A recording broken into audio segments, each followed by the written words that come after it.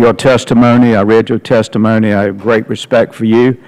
And my frustration is the same that Ms. Sanchez is talking about.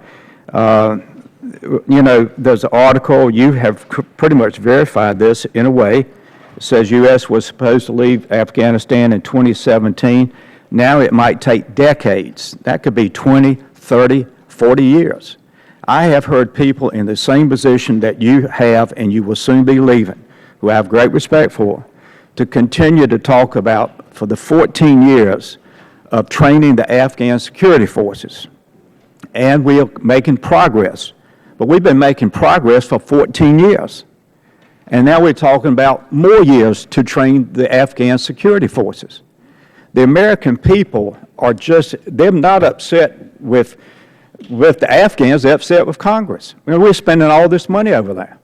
Let me just very quickly, John Sopko to the Senate this past week testified among the more egregious examples of boondoggles he cited, importing rare blonde Italian goats to boost the cashmere industry. The $6 million program, including shipping 9 male goats to western Afghanistan from Italy, setting up a farm, a lab, and a staff to certify their wool. This has nothing to do with you or our great military. But this is where the American people are just sick and tired. And Mr. Sopko testified, we don't know if we used the wool for the fur from the goats or we ate them, meaning the Afghans. This is why this has got to come to a satisfactory end, and there's got to be someone that follows behind you, in my humble opinion, that is going to say to the Congress, we're going to have a benchmark. And if the Afghan security forces cannot meet that benchmark, we're not going to continue to bankrupt the American people. We right now are $18.9 trillion in debt. We will this year hit $19 trillion. It was the former chairman of the Joint Chiefs, Admiral Mike Mullins, who said the biggest threat to our military is the debt. And he said it when we were a heck of a lot less than $19 trillion. So along with Ms. Sanchez, I want to say that you have been an outstanding leader of our military, like so many.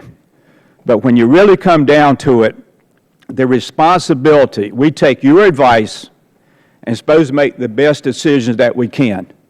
But when I look at all the waste, fraud, and abuse in Afghanistan, much of it coming from the Pentagon, not just the Afghans, but the Pentagon, it is not fair to the American people. It's not fair to our military. Right here in the Military Times, they're talking about that here we go again, possibly giving our military a 1.6% increase. That's just way under the private sector. They deserve the very best, and I know you believe that because you've advocated for them, and I want to thank you for that. So since the chairman knows sometimes I run over, I don't even have a question today.